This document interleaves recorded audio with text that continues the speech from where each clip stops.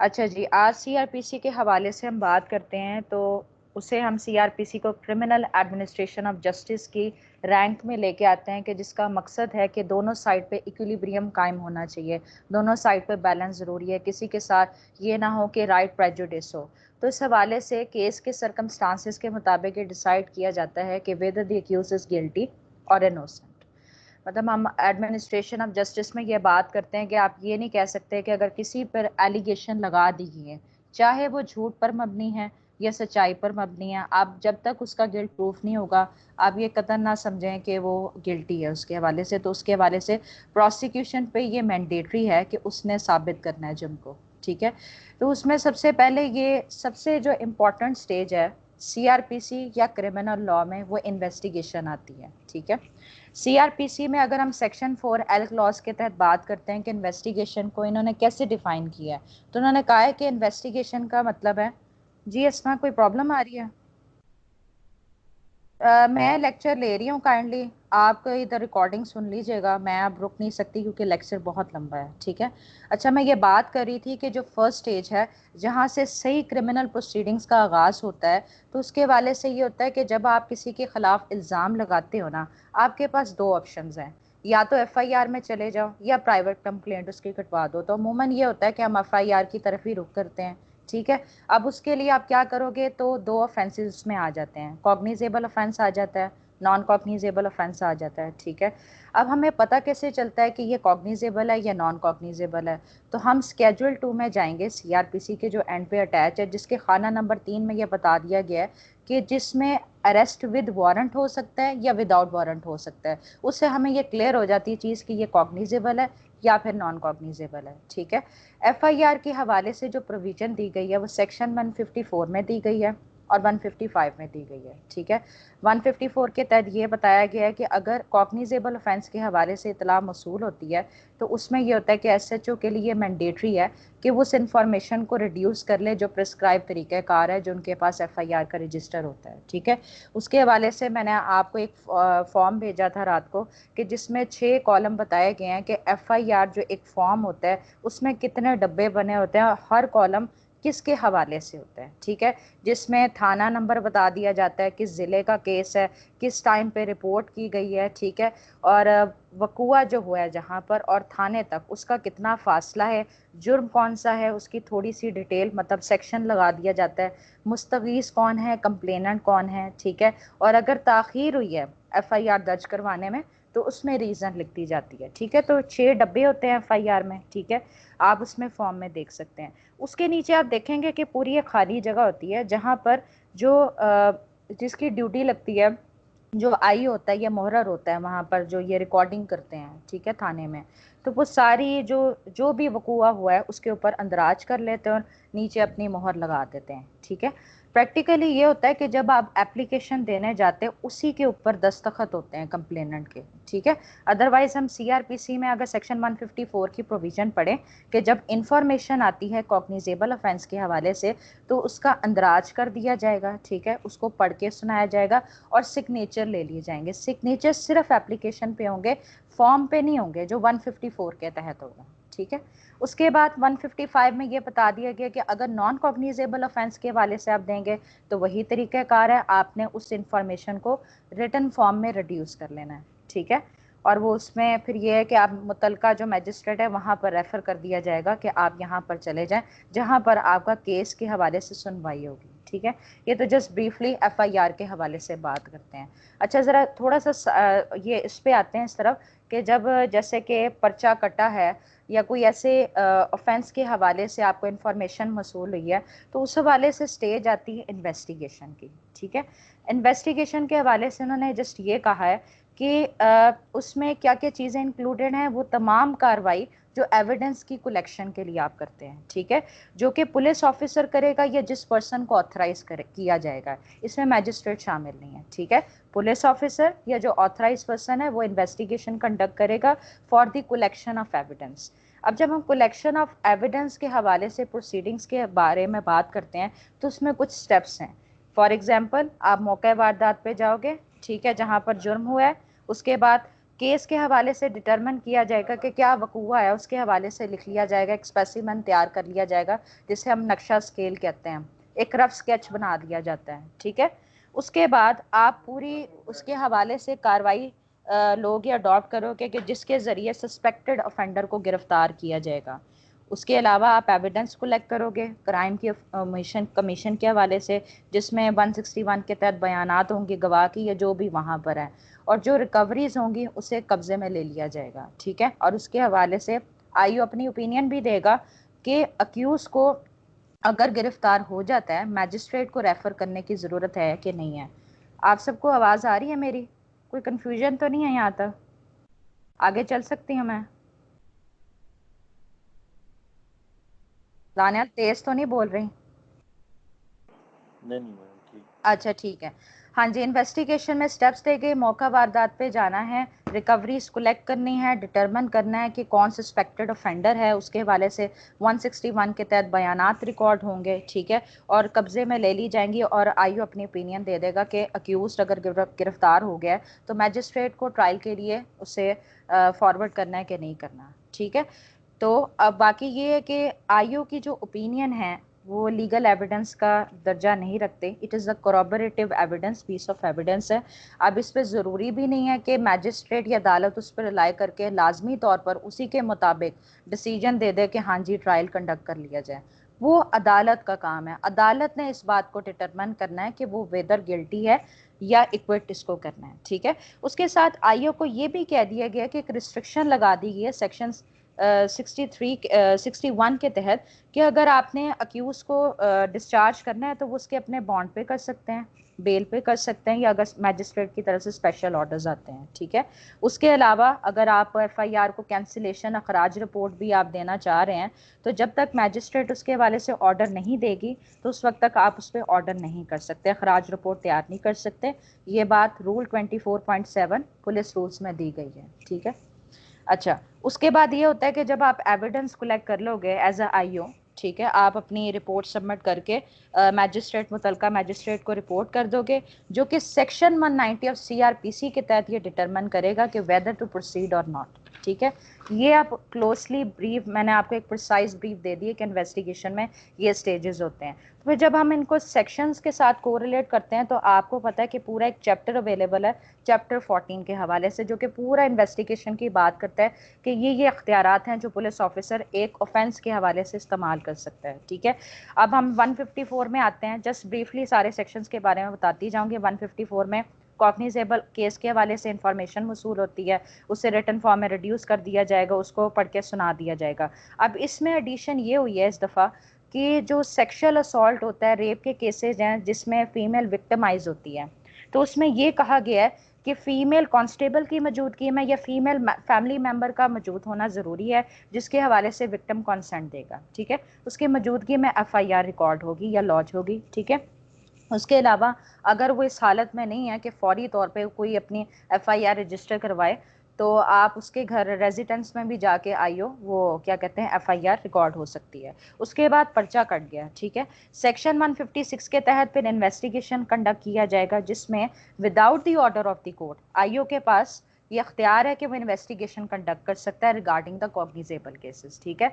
154 के साथ हमने 156 में लाया, ठीक है, इन्वेस्टिगेशन स्टार्ट करने के हवाले से। उसके बाद जब उसको ये लगता है कि ग्राउंड्स अवेलेबल हैं जिससे ये सस्पिशन एग्जिस्ट कर रहा है, रीजनेबल ग्राउंड्स मौजूद हैं कि वाकई में ये कॉग्निजेबल ऑफेंस कमिट हुआ है, तो उसके बाद आगे बात कार्रवाई अमल में लाई जाएगी। उसमें ये होगा कि इन पर्सन वहाँ पर जाएगा, मौके वारदात में प्रोसीड करेगा, केस के हालातों वाकियात को डिटरमिन करेगा और कोशिश करेगा कि ऑफेंडर जो है सस्पेक्टेड ऑफेंडर है वो गिरफ्तार हो जाए, ठीक है। उसके अलावा ये कि जहाँ तक प्रैक्टिकल हो वो खुद जाके इन पर्सन में वहाँ पर करे, लेकिन जहाँ पर इतना इमरजेंसी की सिचुएशन नहीं है कि उसका जाना वहाँ पर ज़रूरी नहीं है तो वो सबऑर्डिनेट अथॉरिटी को भी वहाँ पर एम्प्लॉय कर सकता है, डिप्लॉय कर सकता है कि उसकी जाकर वहाँ पर इन्वेस्टिगेशन कंडक्ट करे, ठीक है। इसके अलावा अगर ये लगता है कि कुछ सफिशेंट ग्राउंड्स अवेलेबल नहीं है कि इन्वेस्टिगेशन प्रोसीड की जाए तो वो रीजंस रिकॉर्ड करके इन्वेस्टिगेशन नहीं कंडक्ट की जाएगी और इन्फॉर्मेंट को इतला दे दी जाएगी और अदालत को इतला दे दी जाएगी कि क्या वजूहात थी जिनकी बना पर इन्वेस्टिगेशन नहीं कंडक्ट की गई, ठीक है। तो प्रोसीजर के हवाले से 157 हमने देख लिया। अब 157 के तहत जब कार्रवाई अमल में आ जाएगी तो रिपोर्ट की सबमिशन फिर करनी है आपने। रिपोर्ट किसको सबमिट करनी है? मैजिस्ट्रेट को करनी है, जिसकी बेस पे फिर आगे मैजिस्ट्रेट की ये मर्जी है कि अगर वो प्रिलिमिनरी इंक्वायरी कंडक्ट करवाना चाह रहा है ऑफेंस के हवाले से तो सेक्शन 159 के तहत वो प्रिलिमिनरी इंक्वायरी कंडक्ट करवा सकता है। ठीक है, उसके बाद नेक्स्ट स्टेप है कि जितने भी गवाहान हैं जिनके बारे में ये कहा जाता है कि acquainted with the circumstances of the case, case के हालात वाकयात के हवाले से आगा हैं, तो उनकी तलबी की जाएगी। अब इसके दो हिस्से हैं, पहले है डिस्क्रिशनरी के may summon may call the witness is acquainted with the circumstances of the case, लेकिन जब वो कॉल करेगा तो फिर अगला स्टेप है मैंडेटरी हो जाता है कि उसने कंप्लायंस करनी है उन तमाम गवाहान ने जिनको तलब किया गया है, ताकि उनकी एविडेंस रिकॉर्ड कर ली जाए। ठीक है, स्टेटमेंट रिकॉर्ड कर ली जाए। अच्छा, उसके बाद ये कि 161 के तहत पुलिस जो आई हुआ है, जो ऑथराइज्ड इन्वेस्टिगेटिंग ऑफिसर है, उनका ऑरल एग्जामिनेशन कंडक्ट करेगा और उनकी जो स्टेटमेंट है उसे रिटन फॉर्म में रिड्यूस कर लेगा और उसका सेपरेट रिकॉर्ड मेंटेन कर लेगा। ठीक हो गया। और इसमें यह है कि उन लोगों के लिए मैंडेटरी होगा कि जो केस के हवाले से सवालात पूछे जाएंगे वो उनका जवाब देंगे। ठीक है, उसके बाद ये है कि जो आईओ के सामने एविडेंस रिकॉर्ड हुई है, या सॉरी एविडेंस निकली जा रहा है, स्टेटमेंट रिकॉर्ड हुई है, उसके हवाले से कुछ रिस्ट्रिक्शंस लगाई गई हैं। उसकी रिस्ट्रिक्शन ये लगाई है कि ना तो वो सिग्नेचर होंगे, ठीक है, और ना ही किसी पर्पस के लिए इंक्वायरी ट्रायल में इस्तेमाल होंगे, सवाए कि कॉन्ट्रडिक्ट करना है, ठीक है, या री एग्जामिनेशन के लिए रिक्वायर्ड है। तो कॉन्ट्रडिक्शन और री एग्जामिनेशन के लिए वो जो प्रीवियस स्टेटमेंट पुलिस ऑफिसर के सामने दी गई है उसको इस्तेमाल किया जा सकता है। ठीक हो गया। उसके अलावा ये है कि अब एक न्यू एडिशन हुई है कि अभी मैंने आपको बताया 161 है, 162 है, तो 161 कैपिटल ए इसमें ऐड हुआ है, जिसमें ये कहा गया है कि जो विक्टिमाइज होता है, victimise relating to the rape, unnatural offence and sexual abuse, ठीक है, इस हवाले से उसको इंटीमेट किया जाएगा कि आपको लीगल असिस्टेंस भी प्रोवाइड की जा सकती है। उसकी तरफ से ये होगा कि जो कंसर्न बार होगा वहाँ की एक लिस्ट प्रोवाइड कर दी जाएगी कि ये एडवोकेट्स फैसिलिटेट कर सकते हैं लीगल लिटिगेशन में, ठीक है, विक्टिमाइज को अगर वो चाहे। सही है। उसके बाद 163 में ये बता दिया गया है कि जो इन अथॉरिटी होता है, चाहे वो आईओ हो, आप किसी किस्म का थ्रेट ना दें उसको, किसी किस्म की इंड्यूसमेंट ना दें। हाँ, अगर वो अपनी मर्जी से कोई स्टेटमेंट देना चाह रहा है तो आप उसकी कंसेंट के साथ वो स्टेटमेंट एज इट इज आप रिकॉर्ड कर लें। ठीक है। उसके बाद यहाँ पर 164 पे आता है कि जैसे कि पहले ही मुल्जिम चाह रहा है कि मैं कन्फेस कर लूँ कि मैंने ये जुर्म का इर्तिकाब किया, ठीक है, तो इसमें दो तरह की स्टेटमेंट्स आ रही हैं। एक तो आ रही है 164 के तहत अगर कोई ये स्टेटमेंट देना चाह रहा है, जैसे सर ने कल कहा था कि जैसे शादी आप करना चाहते हैं और आपको खतरा है कि आपकी फैमिली आपको नुकसान पहुंचाएगी, ठीक है, किसी किस्म की भाई आपने बयान देना चाह रहे हो तो 164 के तहत आप दे सकते हैं। दूसरी तरफ अगर कन्फेस करना चाह रहा है मुल्जिम तो 164 के तहत बयान होंगे, किसके सामने होंगे? मैजिस्ट्रेट के सामने। अब ये जरूरी नहीं है कि वो मैजिस्ट्रेट केस के हवाले से कॉग्निजेंस रखता हो, ठीक है, मैजिस्ट्रेट ऑफ फर्स्ट क्लास, और अगर सेकंड मैजिस्ट्रेट जो कि अब प्रैक्टिकली होता ही नहीं इसलिए यहाँ पर मैजिस्ट्रेट ऑफ फर्स्ट क्लास ही हम लेंगे, जो कि इन्वेस्टिगेशन के दौरान ट्रायल से पहले किसी भी टाइम पे उसकी कन्फेशन रिकॉर्ड करके मुतलका जो मैजिस्ट्रेट है उसको फिर वो भिजवा दिया जाएगा, जो कि रिकॉर्ड के साथ फिर लफ होगा जो जुडिशियल फाइल जाएगी तैयार होके। ठीक है। अच्छा, इसमें फिर ये है कि 164 के साथ हम 364 भी पढ़ते हैं, जिसमें तरीक़ाकार बताया गया है कि जब आपने कन्फेशन रिकॉर्ड करनी है, ये जो एग्जामिनेशन कंडक्ट करेंगे मुल्ज़म का वो किस अंदाज में होगा, उसमें सवालात के जवाबात होंगे, ठीक है, नरेटिव फॉर्म में होंगे, सिग्नेचर दोनों के ले दिए जाएंगे और उसके हवाले से उससे कुछ सवालात भी पूछे जाएंगे ताकि ये डिटरमिन किया जाए क्या वो अपनी मर्जी से रिकॉर्ड ये करवा रहा है, ठीक है, और एंड पे मेमोरेंडम दे दिया जाएगा कि मेरी मौजूदगी में इन्हें मतलब वार्न कर दिया गया था कि अगर आप ये स्टेटमेंट देते हैं तो ये आपके खिलाफ भी इस्तेमाल हो सकती है, और मेरे यकीन के मुताबिक जो इस सवालात पूछे गए हैं उसके मुताबिक ये बिल्कुल ट्रू अकाउंट बताया गया है जो कि मुल्ज़िम ने बताया। ठीक है, तो 164 को हम 364 के साथ मिला के पढ़ते हैं। अच्छा जी, उसके बाद हम बात कर रहे थे, शुरू हुए थे कि FIR कटी है, इन्वेस्टिगेशन कंडक्ट हुई है, प्रोसीड की है 157 के तहत, 157 के तहत। उसके बाद ये कि रिपोर्ट मैजिस्ट्रेट को भिजवाई गई है, मैजिस्ट्रेट उसमें प्रिलिमिनरी इंक्वायरी भी कंडक्ट कर सकती है, फिर गवाहान के बयानात रिकॉर्ड हो सकते हैं, उसके वाले से भी हमने प्रोविजंस देख ली हैं।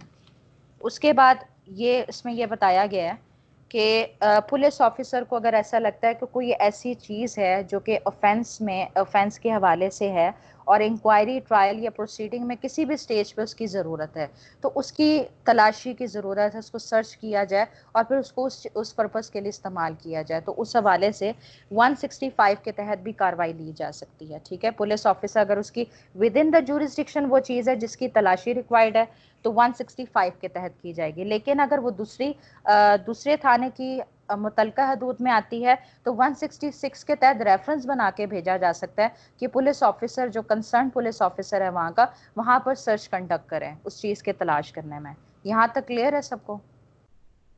कोई सवाल तो नहीं है? आगे चलो।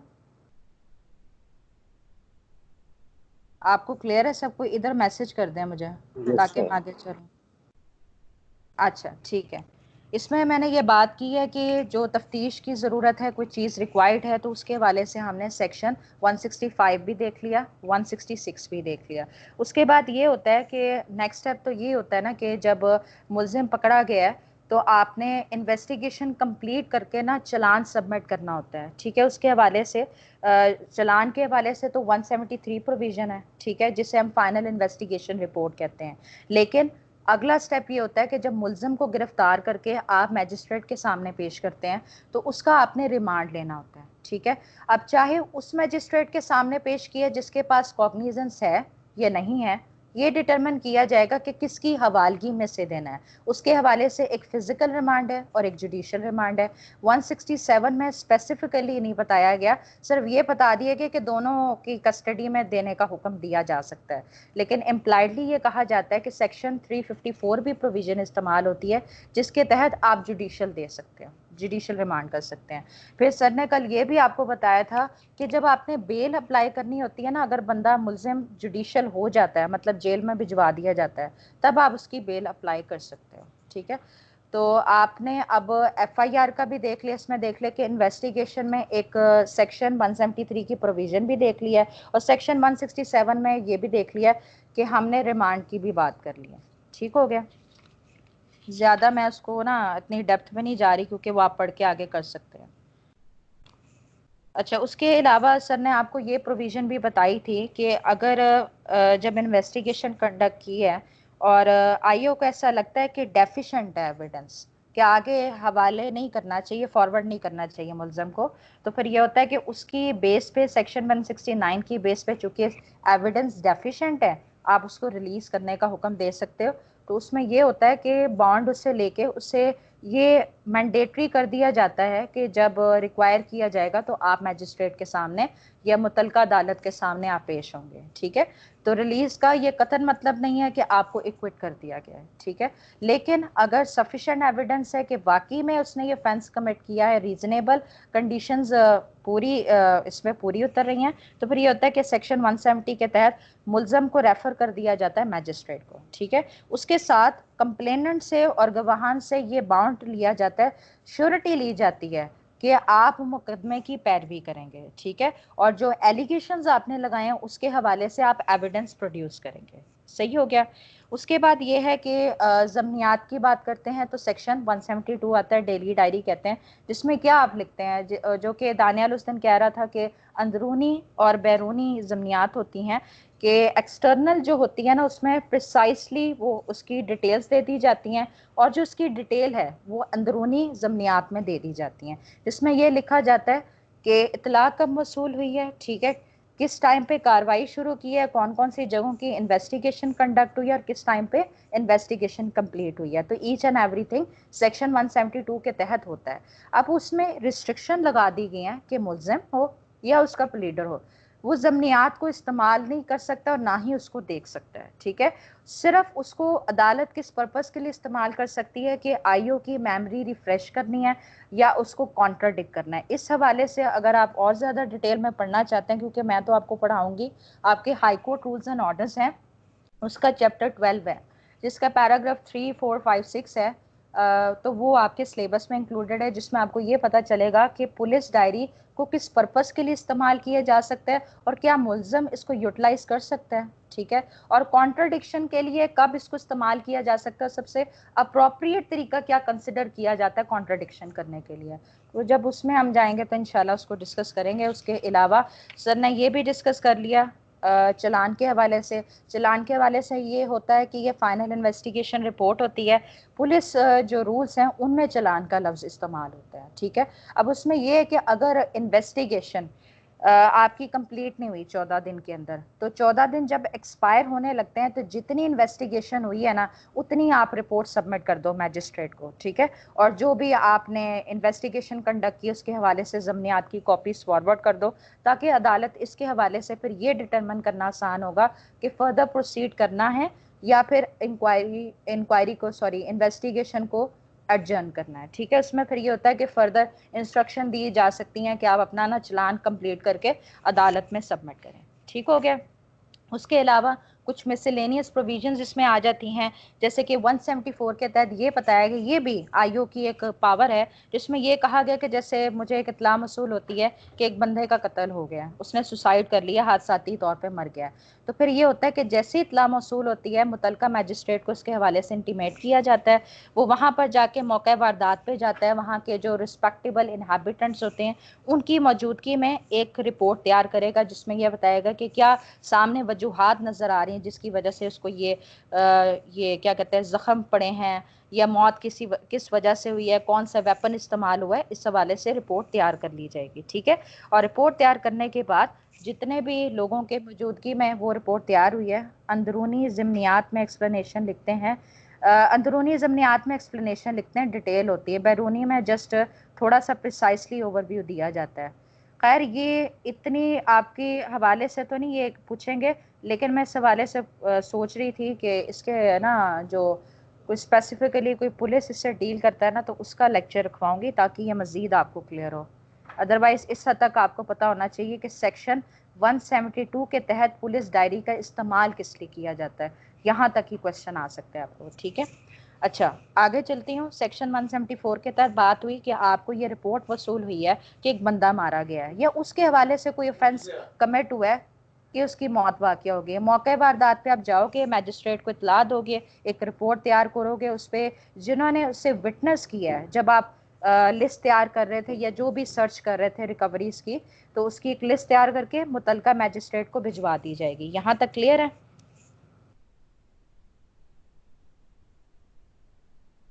ईच एंड एवरीथिंग जो आईओ करता है, हाँ जी।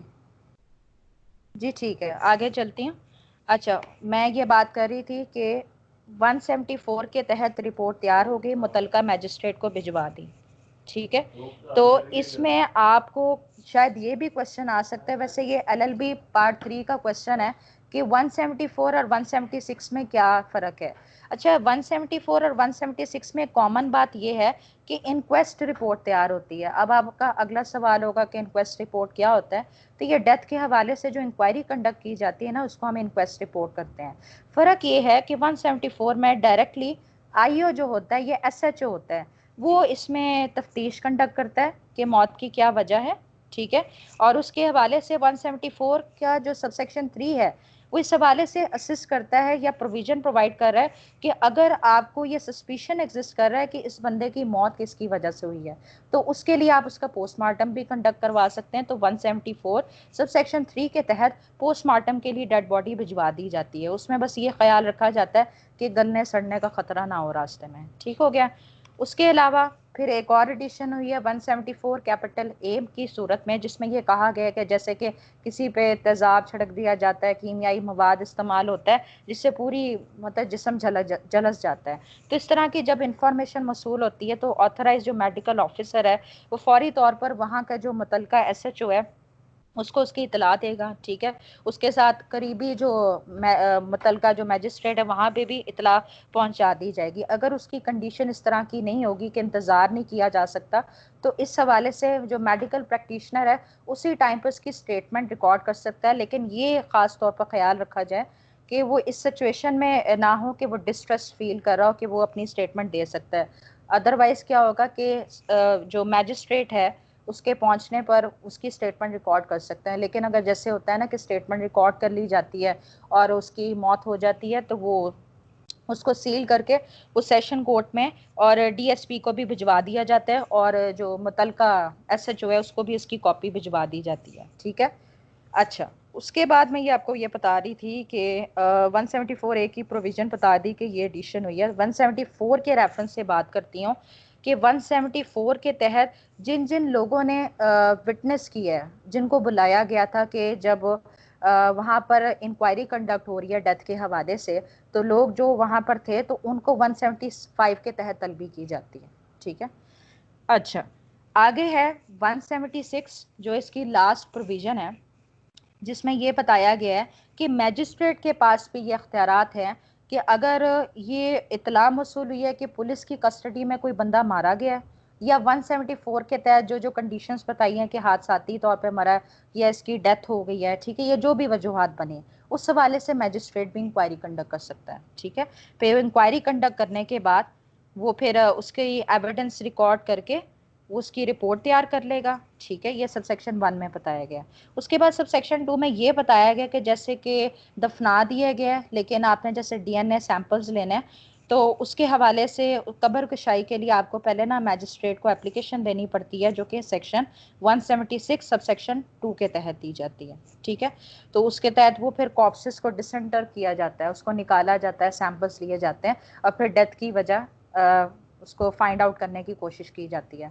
हाँ जी, यहाँ तक क्लियर है सबको? कोई क्वेश्चन तो नहीं है? ये पूरा आपका चैप्टर हो गया है इन्वेस्टिगेशन के हवाले से।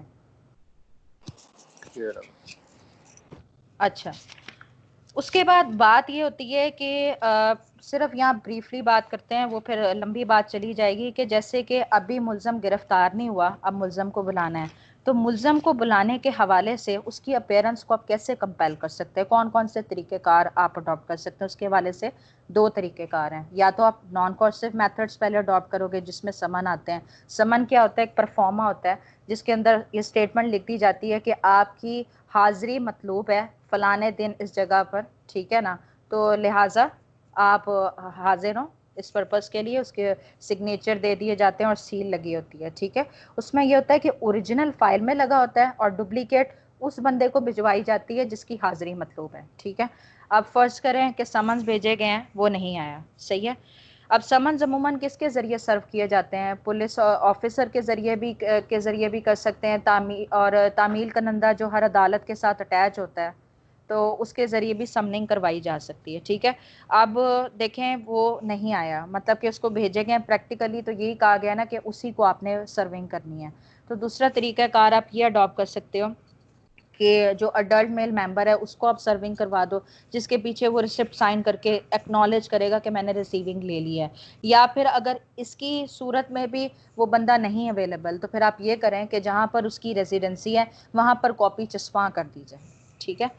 उसके अलावा अब देखिए समन्स का तरीक़ेकार नाकाम हुआ, नहीं वो आया, तो फिर अगला स्टेप होता है कि आप वारंट अरेस्ट के लिए इशू कर दें। तो इशुएंस ऑफ वारंट आप पुलिस ऑफिसर के ज़रिए कर सकते हैं। अगर पुलिस ऑफिसर अवेलेबल नहीं है तो ऑथराइज्ड किसी भी पर्सन को किया जा सकता है एग्जीक्यूशन के लिए। ठीक है।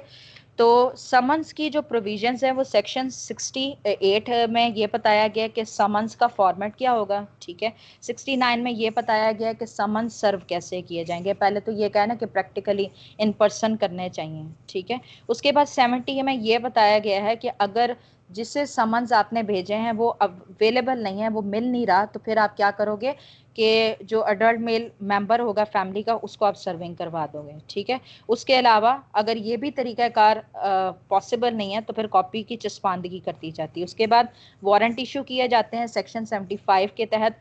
फॉर्मेट है परफॉर्मा बताया गया। उसके बाद 76 में ये बताया गया कि जब आप वारंट इशू किए हैं और एग्जीक्यूट करने के लिए गए हैं और वो सिक्योरिटी देने को तैयार हो गया है, तो 76 के तहत इंडोर्समेंट दे दी जाती है वारंट के बैक साइड पे कि अगर ये ज़मानत देने को तैयार है तो इतने श्योरिटी बॉन्ड होना चाहिए। ठीक है। इतनी तादाद होनी चाहिए जामनों की, कितनी अमाउंट के लिए देनी है, किस तारीख पर किस अदालत के सामने उसने पेश होना है, ईच एंड एवरीथिंग उसमें लिख दिया जाता है। ठीक है। उसके अलावा ये है कि जैसे आपने आउटसाइड दी जुरिस्डिक्शन अगर वारंट की एग्जीक्यूशन करवानी है, तो फिर आप वहाँ के मुतलका मैजिस्ट्रेट को बाय पोस्ट भी भेज सकते हो वारंट, ठीक है, या वहाँ का जो डीएसपी है उसको भिजवा दो, तो वहाँ पर वो कंप्लाइंस करवा सकते हैं। ठीक है, इसके अलावा अगर आपको आउटसाइड दी जुरिस्डिक्शन वारंट की एग्जीक्यूशन करवानी है, तो वहाँ का जो सेशन कोर्ट है या जो डीएसपी है वहाँ की इंडोर्समेंट लेना ज़रूरी है। लेकिन अगर आपको लगता है कि ताख़ीर होने का खदशा है तो आप खुद भी वारंट की वहाँ पर एग्जीक्यूशन करवा सकते हैं। ठीक है, ये प्रिसाइसली बताया कि समन से शुरू हुए, वारंट में गए, वारंट में भी कुछ नहीं हो सका, तो फिर आप क्या होगा, अगला स्टेप होगा कि आप ये डिक्लेयर करेगी अदालत कि ये बंदा इश्तिहारी हो गया। ठीक है, प्रोक्लेम्ड ऑफेंडर हो गया, मफरूर हो गया। सही है, तो उसमें ये होता है कि सेक्शन 87 के तहत उसे प्रोक्लेम डिक्लेयर किया जाता है, और साथ ही साथ ये भी ऑर्डर किए जा सकते हैं 88 के तहत कि इसकी जो भी बिलोंगिंग्स हैं, चाहे वो मूवेबल है या इमूवेबल है, उसको अटैचमेंट का हुक्म दिया जा सकता है और उसके सेल का भी हुक्म दिया जा सकता है। अमूमन जो क्राइटेरिया सेट किया गया है वो इसमें 30 दिन का है। ठीक है, 30 दिन के बाद ये होता है कि 6 माह के दौरानिए में अगर वो नहीं आता ना, तो प्रॉपर्टी को अटैच करके सेल कर दिया जाता है। ठीक है, तो ये पूरा एक चैप्टर है, चैप्टर 6 है, जो कि 68 से लेके इम्पॉर्टेंट जो प्रोविजंस हैं 68 से लेके 92 तक है। ठीक है, ये भी प्रिसाइसली देख लिया। अच्छा, इन्वेस्टिगेशन की बात की है, फिर कैसे आप उसे कंपेल कर सकते हो कि वो अपीयरेंस दें। अच्छा, आपको सर ने ब्रीफली बताया होगा कि जब मुल्ज़म को अदालत के सामने लेके आया जाता है, अब चाहे वो मैजिस्ट्रियल कोर्ट है, ठीक है, सेशन कोर्ट है, हाई कोर्ट है, तो सबसे पहले कोई भी इतला मसूल होगी, चाहे वो कॉग्निजेबल ऑफेंस के वाले से, नॉन कॉग्निजेबल ऑफेंस के वाले से, तो सेक्शन 190 के तहत कार्रवाई की जाएगी, जिसमें मैजिस्ट्रेट ये देखेगा कि अगर उसकी कॉग्निजेंस में है वो केस तो वो उसको खुद सुनेगा, अदरवाइज उसे सब सेक्शन 2 के तहत सेशन कोर्ट को भिजवा देगा, जिस पर वो एक्सक्लूसिवली उसकी क्या कहते हैं कॉग्निजेंस कंडक्ट करेगा। अच्छा जी, मुल्ज़म को भिजवा दिया, डॉक्यूमेंट सारा कुछ जुडिशल फाइल वहाँ पर चली गई। अब अगला स्टेप यह है कि जैसे कि मैं पहले मैजिस्टेरियल ट्रायल की बात करती हूँ। मैजिस्टेरियल ट्रायल का जो ट्रायल प्रोसीजर है वो सेक्शन 241 से लेके 245 तक है। सबसे पहला ये स्टेप होता है कि आपने डॉक्यूमेंट्स प्रोवाइड करने हैं जिसके हवाले से आपने मवाद इकट्ठा किया है मुल्ज़म के ख़िलाफ़, जिसमें FIR बेस्ड केस भी आ जाता है, और पुलिस क्या कहते हैं, सॉरी, कंप्लेंट बेस्ड केस भी आ जाता है। तो FIR बेस्ड केस की बात करते हैं तो FIR की कॉपी आ जाएगी, 161 के बयानात, 164 के बयानात अगर रिकॉर्ड हुए हैं, रिकवरीज जो हुई हैं उसके हवाले से तफसीलात, या फिर जो IO की जो इंस्पेक्शन नोट है उसकी होंगी तफसीलात। तो वो ये होता है कि ट्रायल शुरू होने से पहले 7 दिन के अंदर आपने कॉपीज़ प्रोवाइड करनी ताकि मुल्ज़म को वो प्रोवाइड की जाए, चाहे वो FIR बेस्ड केस हो या प्राइवेट कंप्लेंट हो। ठीक हो गया। उसके बाद ये कि कॉपीज प्रोवाइड करने के बाद अगला स्टेप होता है कि आपने चार्ज फ्रेम करना है। ट्रायल का स्टेप ही चार्ज फ्रेमिंग से होता है। तो चार्ज होता क्या है? चार्ज का मतलब ये होता है कि आप एक फॉर्मल वे में एक फॉर्मेट एक बता दिया जाता है कि इस तरीके कार के साथ आपको ये बता दिया जाता है आपके खिलाफ ये इल्ज़ाम है, ये इल्ज़ाम है, ये इल्ज़ाम है, इस सेक्शन के तहत आप उस ऑफेंस के लिए लायबल होते हो और मेरी ये जुरिस्डिक्शन में आता है, लिहाजा मैं ये अख्तियार रखता हूँ कि मैं इसकी कॉग्निजेंस लूँ। ठीक है, चार्ज वही लगाएगा, फ्रेम करेगा जिस अदालत ने उसे सुनना है। अच्छा, मैजिस्ट्रेट की बात कर रहे हैं, डॉक्यूमेंट सप्लाई कर दी हैं, चार्ज फ्रेम हो गए।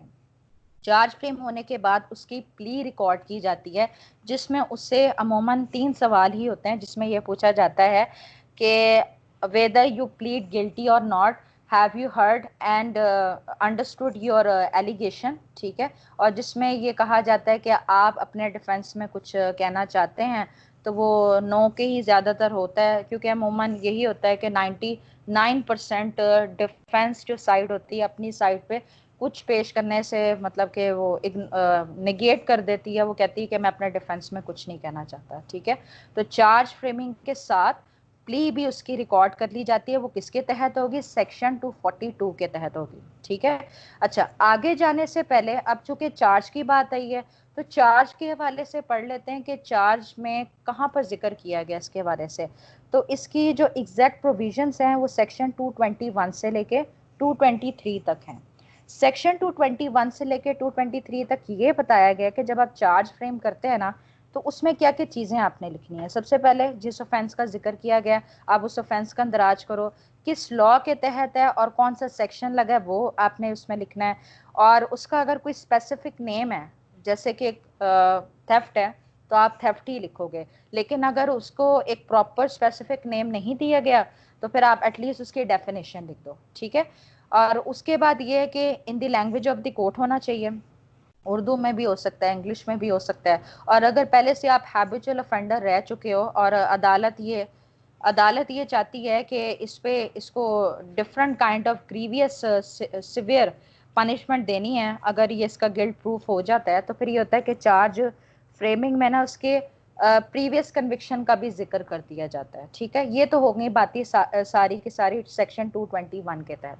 लेकिन उसमें अजाफी 222 में ये कहा गया कि जिस जगह पर और किस हवाले से, किस पर्सन के हवाले से क्या ऑफेंस कमिट किया उसकी आपने पर्टिकुलर डिस्क्रिप्शन दे देनी है, ठीक है। लेकिन अगर फिर भी जाहिर नहीं हो रहा तो फिर ये बता देना है कि किस मैनर में, किस मोड में वो ऑफेंस कमिट किया हुआ है, ताकि एटलीस्ट उसको इंटीमेट हो जाए कि उसके खिलाफ किस चीज़ का चार्ज लग रहा है, ठीक है। 221 से लेकर 223 तक ये बात की गई है। उसके बाद चार्ज के हवाले से एक जनरल प्रिजम्पशन ये है कि हर सेपरेट ऑफेंस के लिए डिफरेंट चार्ज लगाना है। लेकिन कुछ एक्सेप्शंस बताई गई हैं जो कि सेक्शन 234 से ऑनवर्ड्स हैं। 234 से लेके मेरे ख्याल से 237 तक है। 230, एक मिनट जरा,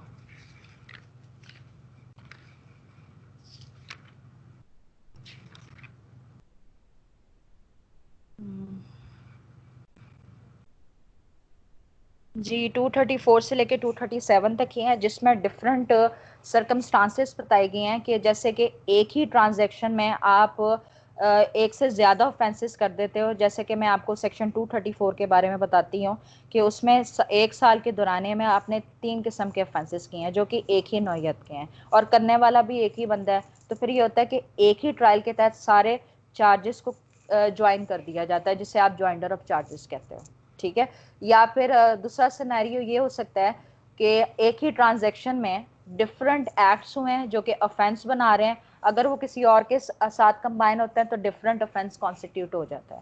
चूंकि एक ही ट्रांजैक्शन से ताल्लुक है इसका, तो उसको भी ज्वाइंडर ऑफ चार्जेस में आप लेके आ सकते हैं, ठीक है। या जैसे कोई एक ऐसा ऑफेंस है जो कि दो लॉज के तहत आ रहा है या दो डेफिनेशंस के अंडर आ रहा है, ठीक है। जैसे कि अगर मैं कहती हूँ कि थेफ्ट यहाँ पे भी बताया गया और यहाँ पे भी बताया गया, तो उसका भी ज्वाइंडर ऑफ चार्जेस चल सकता है, ठीक है। इसके अलावा जितने भी लोग साथ शामिल होते हैं जिन्होंने इकट्ठे जुर्म किया होता है, चाहे उन्होंने क्राइम को कमिट किया है या अटेम्प्ट दी है या अबेटमेंट की है, तो उन सब का इकट्ठा चार्ज उसमें लग सकता है, ठीक है। तो ये भी प्रोविजन है। उसके अलावा आप उस चैप्टर में ये भी पढ़ेंगे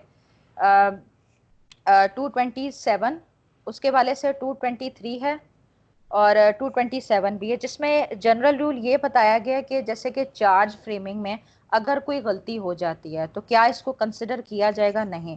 अगर कोई गलती हो जाती है, कोई आप उसमें लिखना कुछ भूल जाते हो, तो चूंकि अगर जस्टिस के तकाजे पूरे हो रहे हैं तो उसको कंसिडर नहीं किया जाएगा। लेकिन जहां पर मुल्जिम मिसलेड हुआ है या जस्टिस के तकाजे पूरे नहीं हुए तो चार्ज में ऑल्ट्रेशन की जाएगी।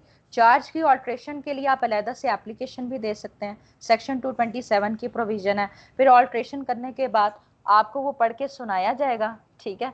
और उसके बाद उसके ये सरकमस्टांसेस हो सकते हैं 227 के ऑनवर्ड्स। ये आप दो तीन उसमें सरकमस्टांसेस पढ़ेंगे जिसमें ये कहा गया है कि अगर ऐसा लगता है कि अक्यूज का अगर राइट प्रेजुडिस नहीं होता तो इमिडिएटली उस पर ट्रायल प्रोसीड हो सकता है। या फिर ये हो सकता है कि न्यू ट्रायल प्रोसीड करने का हुक्म दिया जा सकता है कि आप चार्ज फ्रेम करके नए सिरे से ट्रायल कंडक्ट करें।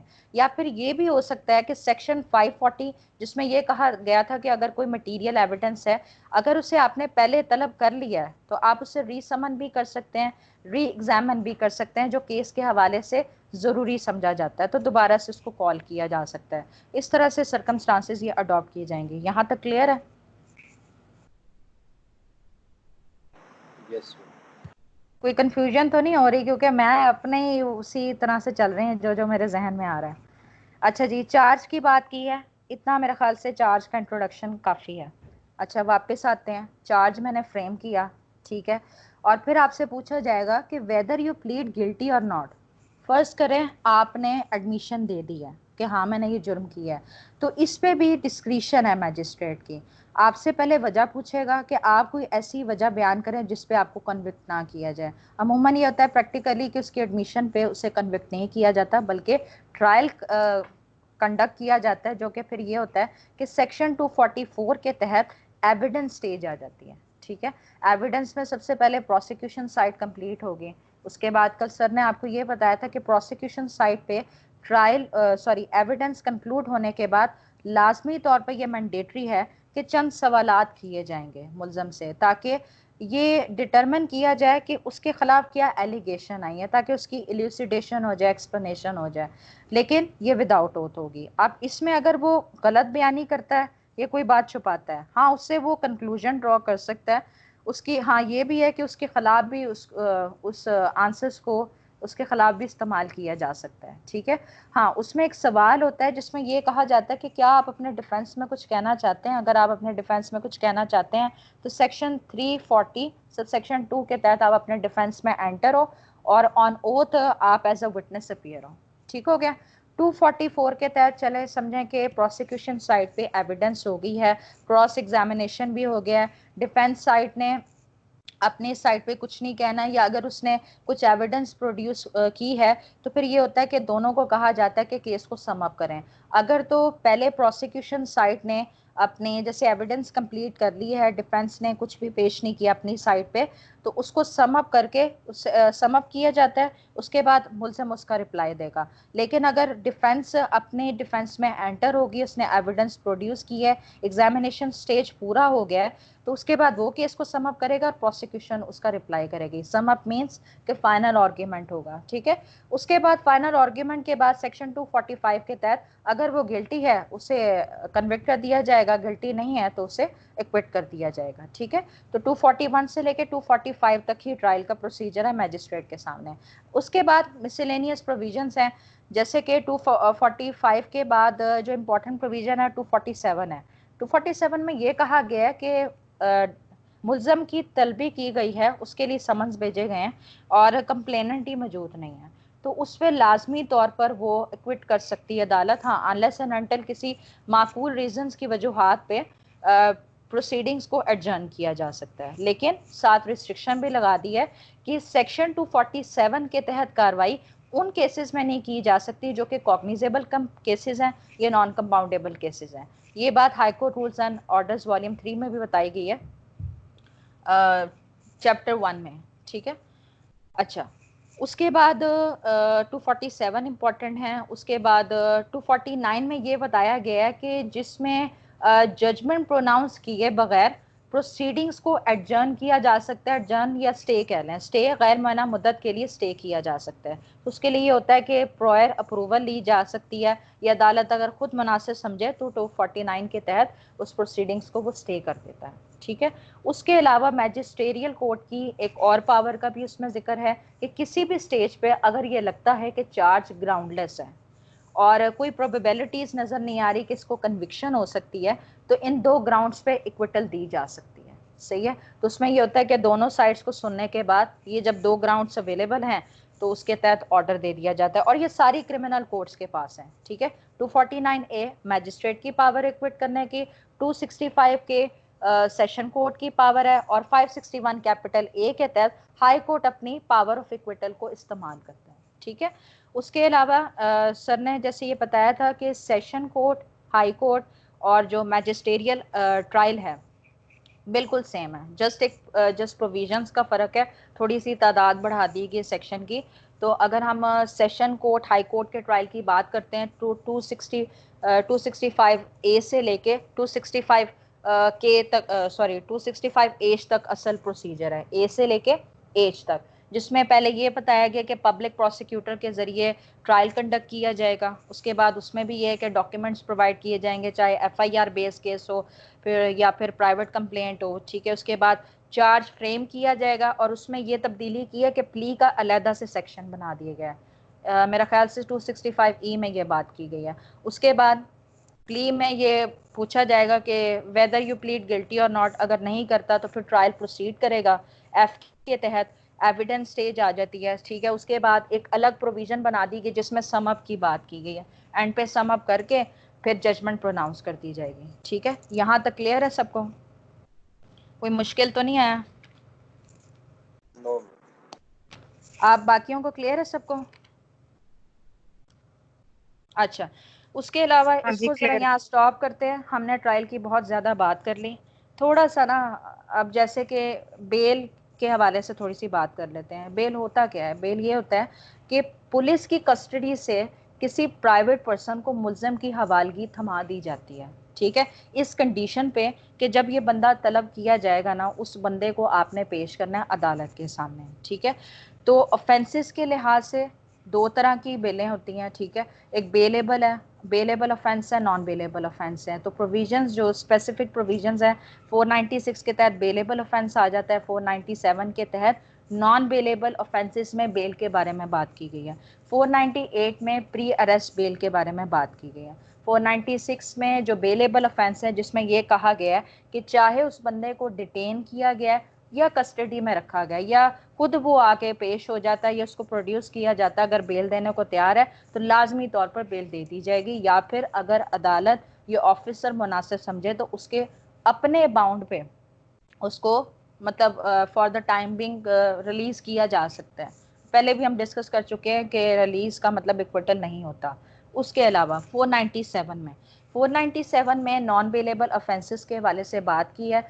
बेल की बात करें, बेलेबल की बात करें तो as a matter of right bail मिलेगी। नॉन बेलेबल ऑफेंस की बात करें तो it is purely on the discretion of the court whether to granted और नॉट।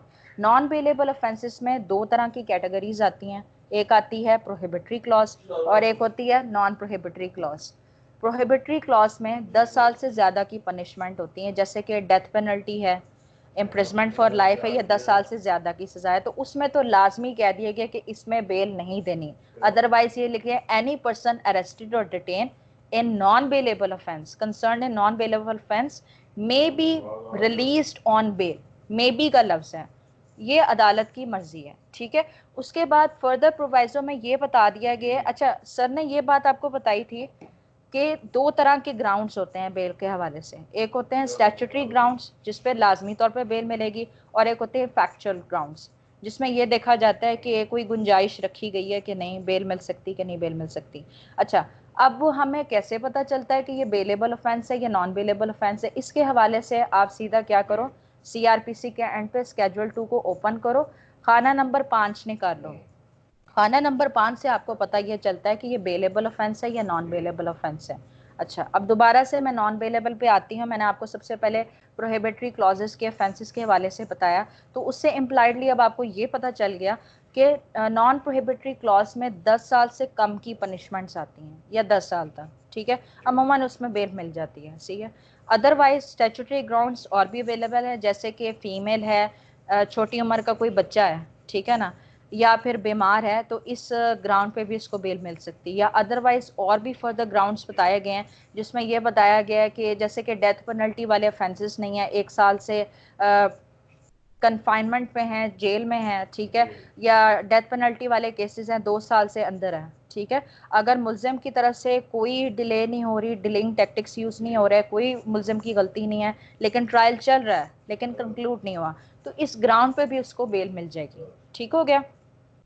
उसके अलावा नॉन बेलेबल ऑफेंस में ये बताया गया है सबसेक्शन 2 नहीं, फर्स्ट प्रोवाइजो में ये बताया गया है कि जब बेल दी जाएगी ना, बेल पे किसी को रिलीज किया जाएगा, उससे पहले शो कॉज नोटिस दिया जाएगा प्रोसिक्यूशन साइड को, ताकि उससे ये पूछा जाए कि क्या आपकी ऑब्जेक्शन है कि आप वजह बयान करें कि इसको बेल पे रिहा नहीं करना चाहिए, ठीक है। उसके बाद 497 सब सेक्शन 2 में ये कहा गया है कि इस ग्राउंड पे भी आपको बेल मिल सकती है जहां पर मैटर ऑफ फर्दर इंक्वायरी है, कि रीजनेबल ग्राउंड्स अवेलेबल हैं कि फर्दर इंक्वायर किया जाए as to the guilt, as to the commission of the crime, तो इस बेस पे भी उसको लाजमी तौर पे बेल पे रिलीज कर दिया जाएगा, प्रोसीडिंग्स अडजर्न हो जाएंगी, कार्रवाई की जाएगी उतनी देर, जैसे कहते हैं ना कि अभी रिपोर्ट शामिल तफ्तीश नहीं हुआ या चालान सबेंडी किया, तो कई इसकी ग्राउंड्स हो सकती हैं। अमूमन जो आप ग्राउंड्स लेते हैं बेल के हवाले से यही लेते होंगे कि एफआईआर में ये नॉमिनेट नहीं था, सप्लीमेंट्री स्टेटमेंट में इसको ऐड कर लिया गया था, ये हैबिचुअल ऑफेंडर नहीं है, ह्यूमिलेट करने के लिए किया गया है, एविडेंस के साथ ये टेम्पर करने के कोई खदशात नहीं है। तो ये डिफरेंट इसमें ग्राउंड्स हो सकती हैं, अमूमन यही होती हैं। अच्छा, उसके बाद ये है कि अगर जजमेंट प्रोनाउंस करने से पहले अदालत को ऐसा लगता है, कोई भी क्रिमिनल कोर्ट हो, कि इसने ये नॉन कह रही हूँ कि इसने ये नॉन बेलेबल ऑफेंस कमिट नहीं किया, तो जजमेंट प्रोनाउंस करने से पहले भी उसको बेल पे रिलीज किया जा सकता है। सवाई ये है बस उसमें कंडीशन लगा दी जाती है कि जजमेंट जब प्रोनाउंस की जाएगी तो मुलजम वहां पर मौजूद हो। ठीक है। उसके अलावा अगर आप बेल को कैंसिल करवाना चाह रहे हैं तो सेक्शन 497 सब सेक्शन 5 के तहत ये एक प्रोविजन रखी गई है कि जिसको बेल पर रिलीज किया गया है उसे दोबारा से री अरेस्ट किया जा सकता है। सही है। उसके बाद सेक्शन 498 पे आते हैं। सेक्शन 498 में ये कहीं पे भी नहीं लिखा हुआ कि प्री अरेस्ट बेल इसके तहत दी जाएगी, सवाए उसमें ये यूज़ किया गया है एडमिशन और reduction of the amount of bail. उसी से ये इम्प्लाइडली जाता है कि इसमें प्री अरेस्ट बेल की बात की जा रही है। इसको वैसे हम एंटीसिपेटरी बेल भी कहते हैं, या दूसरे लफ्ज़ों में आप कह लें ये एक्स्ट्रा ऑर्डिनरी रिलीफ है, कि जिसमें एक रिस्पेक्टेबल सिटीजन को आप ह्यूमिलेट करने के लिए गिरफ्तार करने लगे हो, ऐसे खदशात हैं, वो अपने आप को सरेंडर करने को तैयार है, तो उसमें ये होता है कि वो प्री अरेस्ट बेल अप्लाई कर सकता है सेक्शन 498 के तहत, जिसके हवाले से अदालत ये प्रिस्क्राइब कर सकती है कि कितनी अमाउंट होनी चाहिए और एक्सेसिव नहीं होनी चाहिए, ये बात लिखी गई है। As to the it should be according to the circumstances of the case. ठीक हो गया, 498 क्लियर हो गया। उसके बाद 498 ए में जस्ट ये बात की कि जिसके खिलाफ पर्चा ही नहीं कटा, केस ही नहीं रजिस्टर हुआ, वो तो बेल नहीं अप्लाई करेगा ना, और उस पर तो बेल एप्लीकेबल होता ही नहीं है। उसके बाद जो आप बात करते हैं मचलके की, आप एक मचलके की बात करें, बेल बॉन्ड की बात करते हैं, उसके दो हिस्से होते हैं। एक हिस्से में उसके जो जामिन होते हैं इस बात की श्योरिटी दे रहे होते हैं कि ये जब ये बंदा रिकॉर्ड किया जाएगा ना, ये बंदा पेश होगा अदालत के सामने, नीचे जिस बंदे को रिलीज किया जा रहा है उसकी भी स्टेटमेंट होती है कि हाँ मैं अदालत के सामने मौजूद होगा। तो ये मचलका किस प्रोविजन के तहत होता है? ये सेक्शन 499 के तहत होता है। ठीक है। फिर जब बेल कंफर्म हो जाती है, अगला क्या स्टेप होता है? अगला स्टेप ये होता है कि जो मुतलका अदालत है वहाँ का जो क्लर्क होता है, जिसे आप एलमत भी कह सकते हैं, वो एक रोबकार बना के वहाँ पर भेजता है और उसमें डायरेक्शन दी जाती है कि इस बंदे को रिलीज कर दिया जाए। तो सेक्शन 500 के तहत ये होता है कि जैसे ही रिसिप्ट मिलती है एसएचओ को, तो वो उस बंदे को शीजा काइंडली, हाँ ठीक है, तो उसमें यह होता है कि उसको डायरेक्शन दे दी जाती है कि सेक्शन 500 के तहत उसे कस्टडी से डिस्चार्ज कर दिया जाए कि ये फर्दर बंदा मतलूब नहीं है, फिलहाल अभी मतलूब नहीं है। यहाँ तक क्लियर है सबको? आगे चल सकती हैं? क्लियर है बेल का कॉन्सेप्ट? अच्छा जी। उसके बाद एक प्रोविजन ये भी डिस्कस कर लेते हैं 501 के तहत कि अगर ऑलरेडी आपने बेल के लिए अप्लाई किया था, आपने श्योरिटी बॉन्ड दाखिल किया था, लेकिन किसी वजूहात की बना पर, जैसे कि कोई मिस्टेक हो जाती है, कोई फ्रॉड कमिट हो गया, ये इनसफिशेंट श्योरिटीज़ हैं, वो एक्सेप्ट कर ली गई थी, तो आपसे ये अदालत रिक्वायर कर सकती है वारंट ऑफ अरेस्ट इशू करके कि श्योरिटी जो है ना, सफिशेंट श्योरिटी आप डिपॉजिट करवाएं, ये नाकाफ़ी है। तो उसमें यह है कि अगर आप कंप्लाइंस नहीं करते तो दोबारा से आपको गिरफ्तार किया जा सकता है। ठीक है। उसके अलावा 502 में ये बताया गया है कि जिन श्योरिटीज़ ने ज़मानत दी है मुलजम की, जिनकी ज़मानत पे बेल पे रिलीज़ किया गया है, तो वो अगर ये अप्लाई करते हैं कि हमें अपनी लाइबिलिटी से डिस्चार्ज किया जाए, हम फर्दर लाइबल नहीं होना चाहते, तो फिर क्या होता है कि वारंट इशू किए जाते हैं। सही है। और उससे ये रिक्वायर किया जाता है कि आप कोई फर्दर सफिशेंट श्योरिटी दाखिल करें, अदरवाइज आपको गिरफ्तार कर लिया जाएगा कि फर्दर ये लाइबल नहीं होना चाहते। तो वो सेक्शन 502 के तहत कार्रवाई होती है। ठीक है। उसके अलावा ये प्रोविजन भी देख लेते हैं, 509 के हवाले से बात करती हैं, 509 510 के हवाले से। अच्छा, ये बता दूं कि 509 का जो चैप्टर स्टार्ट हो रहा है उसका टाइटल ही यही है कि special rules of evidence. Special rules of evidence के हवाले से चैप्टर है जो कि 509 से स्टार्ट होता है, जिसमें ये कहा गया है कि अगर किसी मेडिकल विटनेस की स्टेटमेंट रिकॉर्ड की गई है जैसे कि कोई एक मेडिकल लीगल रिपोर्ट तैयार होती है और उसकी अटेस्टेशन मैजिस्ट्रेट ने की गई है, तो उसको, उस एविडेंस को इस्तेमाल किया जा सकता है इंक्वायरी के दौरान, ट्रायल के दौरान या किसी भी प्रोसीडिंग्स के दौरान, चाहे उसे गवाह के तौर पर तलबी ना की हो, ना बुलाया गया हो। लेकिन इस हवाले से अदालत के पास ये ऑथराइजेशन है कि वो चाहे तो सेक्शन 509 सब सेक्शन 2 के तहत उसकी तलबी कर सकती है, मतलब मेडिकल विटनेस को बुलवा सकती है कोर्ट विटनेस के तौर पे। अच्छा, 510 में फर्दर ये बताया गया है कि जैसे कि आपने ब्लड सैंपल या एग्जामिनेशन के लिए कोई सैंपल भेजा है केमिकल एग्जामिनर को, सरियोलॉजिस्ट को, या फायर आर्म एक्सपर्ट को, या फिंगरप्रिंट एक्सपर्ट को, ठीक है, और उसने उस पर रिपोर्ट तैयार किया है, तो उस रिपोर्ट के हवाले से भी उसको तलब किया जा सकता है अगर अदालत ज़रूरी समझती है कि ये आए और इसके हवाले से डेपोजिशन दें। डेपोजिशन का मतलब होता है ऑन ओथ एविडेंस देना, ठीक है। तो 509 510 के हवाले से पूछा जा सकता है, या फिर आपको ये सवाल आ सकता है कि कैसे पता चलता है कि पहले इस बंदे को प्रीवियस कन्विक्शन हो चुकी है या इक्विटल हो गई है। उसका आसान तरीके दो हैं 511 के तहत। पहला तरीक़ाकार ये है कि जिस अदालत का केस है ना, वहाँ का जो कस्टोडियन है जहाँ पर रिकॉर्ड रखा जाता है, वहाँ से मुसद्दका नकल निकलवा ली जाए, जिससे ये साबित होता है कि ये इसको कन्विक्शन हुई थी या इक्विटल हुई थी। या दूसरा तरीक़ाकार ये है कि जिस जेल में सज़ा हुई थी, जो जेलर इंचार्ज है, वो जो वारंट ऑफ कमिटमेंट उसने जो सिग्नेचर किया था, एक्नॉलेज किया था, उसकी कॉपी आप ले लो, तो उससे भी क्लियर हो जाता है कि कन्विक्शन हुई थी कि नहीं हुई थी। अच्छा जी, उसके बाद एक इम्पॉर्टेंट सेक्शन है 512। 512 को सर ने इस तरह से एलेबोरेट किया था कि उन्होंने ये जनरल रूल बताया था कि सेक्शन 353 के तहत एविडेंस चाहे किसी भी क्रिमिनल कोर्ट के सामने हो, it should be before in the presence of the accused, ठीक है। लेकिन एक्सेप्शंस भी अवेलेबल हैं जिसमें ट्रायल इन एब्सेंशिया का कॉन्सेप्ट आ जाता है। ट्रायल इन एब्सेंशिया का मतलब है एब्सेंट से निकला है ना, मतलब मुल्ज़िम मौजूद नहीं है, उसकी अदम मौजूदगी में भी एविडेंस रिकॉर्ड करने की प्रोविज़न अवेलेबल है। वैसे इसको सप्लीमेंट्री स्टेटमेंट भी कह सकते हैं, ठीक है, तमीमा बयान भी आप कह सकते हैं। 512 में ये होता है कि जैसे कि मुल्ज़िम भाग गया, कोई प्रोस्पेक्ट, कोई ऐसा मौका एक्सपेक्टेशन नहीं है कि वो गिरफ्तार हो जाए क्योंकि वो भाग चुका है, तो फिर ये होता है कि सेशन कोर्ट अगर केस सुन रही है या हाई कोर्ट ट्रायल कंडक्ट कर रहा है या कोई भी अदालत है, तो वो इस हवाले से डायरेक्शन दे सकती है कि उसकी अदम मौजूदगी में उन विटनेसेस की स्टेटमेंट रिकॉर्ड कर ली जाए प्रोसिक्यूशन के बिहाफ पे, और उसके बाद उनकी एविडेंस को इस्तेमाल किया जा सकता है जब मुल्ज़िम गिरफ्तार हो जाएगा। तो उसमें ये होता है कि वैसे तो गिरफ्तार हो जाता है तो दोबारा से रिकॉल करवाया जाता है, लेकिन अगर किसी वजह से वो गवाह दोबारा से नहीं पेश हो सकता, जैसे कि उसकी डेथ कॉज हो गई है, अननेसेसरी डिले हो सकता है, या जस्टिस के तकाज़ों में मतलब नाकामी आ सकती है, तो अमूमन ये होता है कि जो स्टेटमेंट पहले रिकॉर्ड की होती है उसको फिर आप रेलिवेंट टू द केस उसको इस्तेमाल किया जा सकता है, एडमिसिबल हो सकती है। अच्छा, सबसेक्शन 1 में तो बताया गया है जो नॉन अक्यूज्ड होता है कि आपको ये पता है कि आपने किसको नॉमिनेट किया है, लेकिन अगर जैसे अननोन पर्सन के खिलाफ अगर आपने केस दर्ज करवाया तो और वो डेथ पेनल्टी या इम्प्रिजमेंट फॉर लाइफ के तहत लाइबल है, मतलब उसमें उसकी सजा है, तो फिर ये होता है कि डायरेक्शन दी जाती है हाई कोर्ट की तरफ से मैजिस्ट्रेट को कि वह इंक्वायरी कंडक्ट करे इस हवाले से, और जो विटनेसेस जो इस ऑफेंस के हवाले से कंसर्न्ड हैं उनकी एविडेंस रिकॉर्ड कर ली जाती है। और उसके बाद यही है कि अगर उसकी डेथ हो जाती है या outside the jurisdiction of the Pakistan है, या वो अब इनकैपेबल हो चुका है कि एविडेंस नहीं दे सकता, तो उसकी एविडेंस इस्तेमाल की जा सकती है।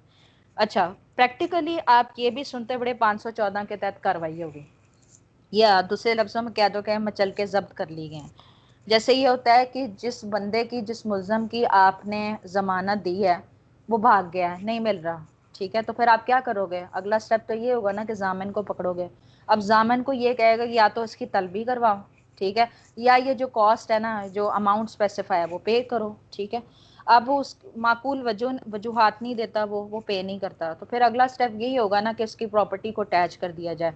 तो ज़्यादातर प्रैक्टिस में यह और लॉ में भी यही बताया गया कि मूवेबल प्रॉपर्टी को अटैच और सेल करने का हुक्म दिया जा सकता है, ठीक है। अगर फिर भी रिकवर नहीं हो रही या पेनल्टी वो पे नहीं कर रहा, तो फिर ये है कि सिविल जेल में डाल दिया जाता है। सिविल जेल सिर्फ नाम यूज़ हुआ है, मतलब जेल में ही उसे डाल दिया जाता है, जिसके लिए दुरानिया अमूमन 6 माह का होता है, ठीक है। यहाँ तक क्लियर है सबको? कोई सवाल?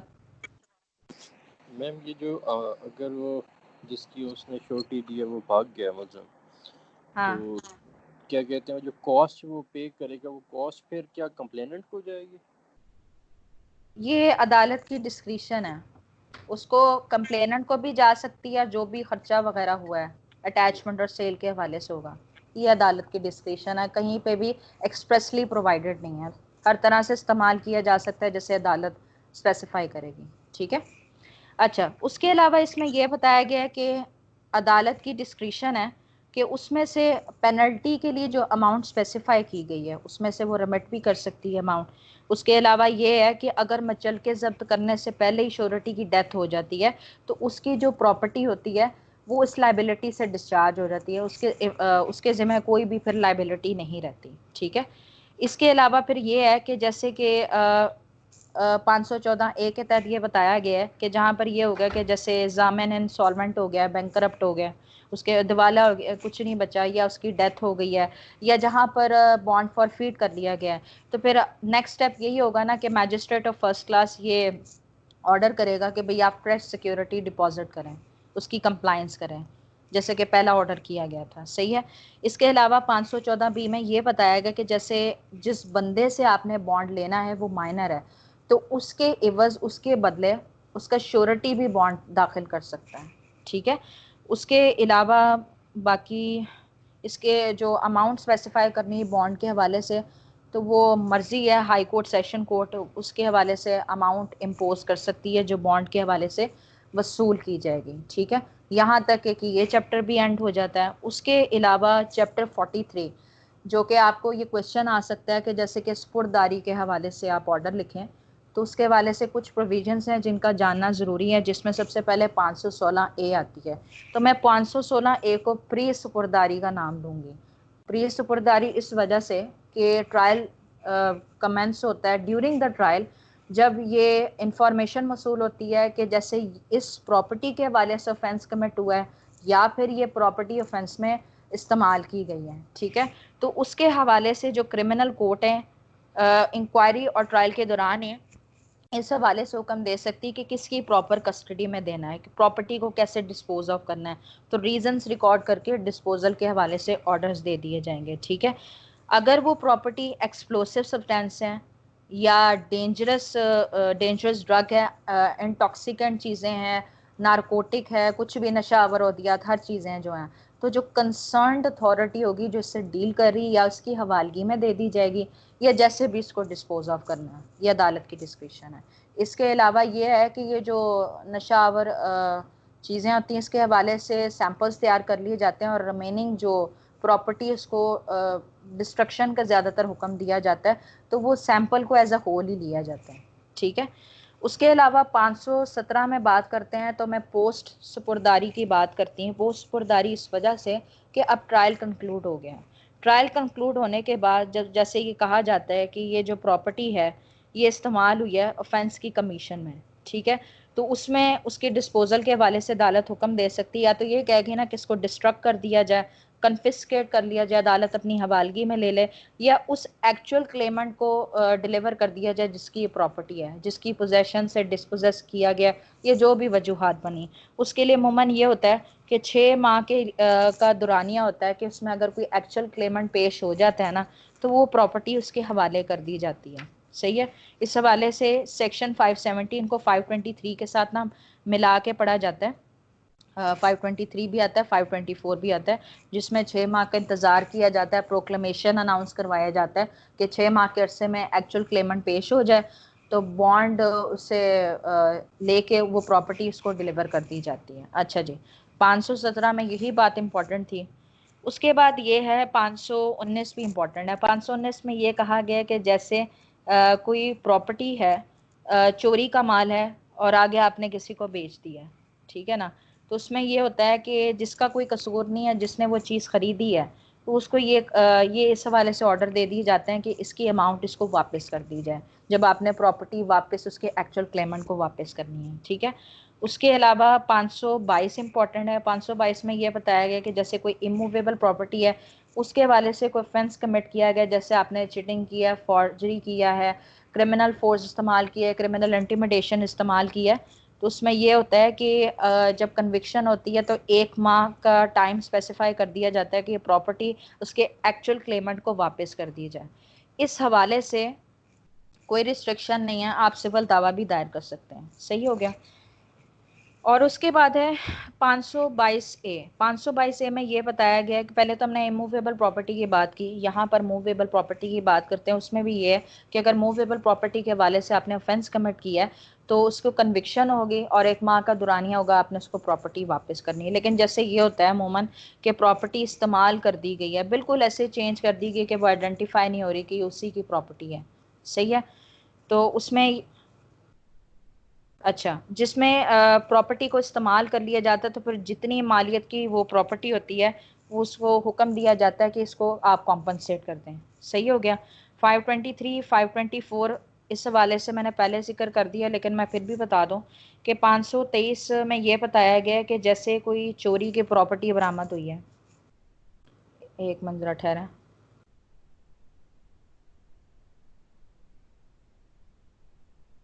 एक मिनट बस।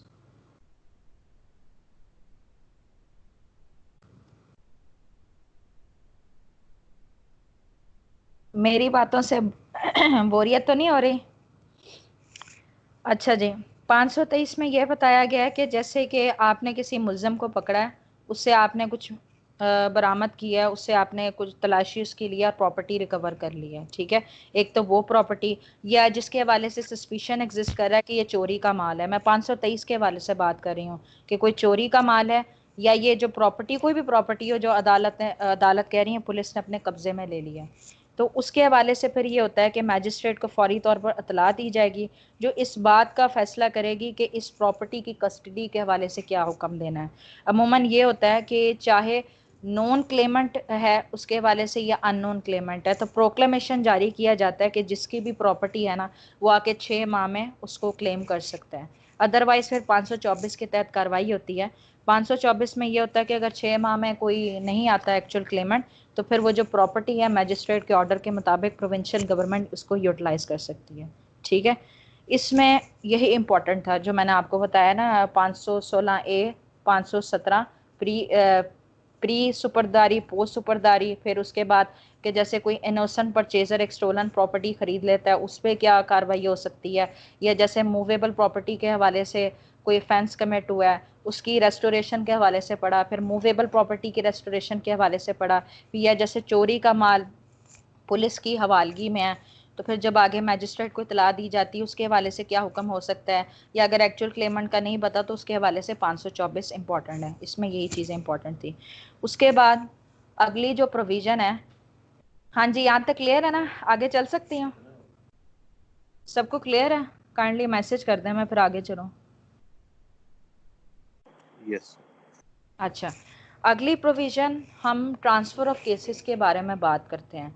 तो सबसे पहले हमें ये पता होना चाहिए कि ट्रांसफ़र ऑफ केसेस के हवाले से किस किस के अथॉरिटी है कि उसको ट्रांसफ़र कर सकता है।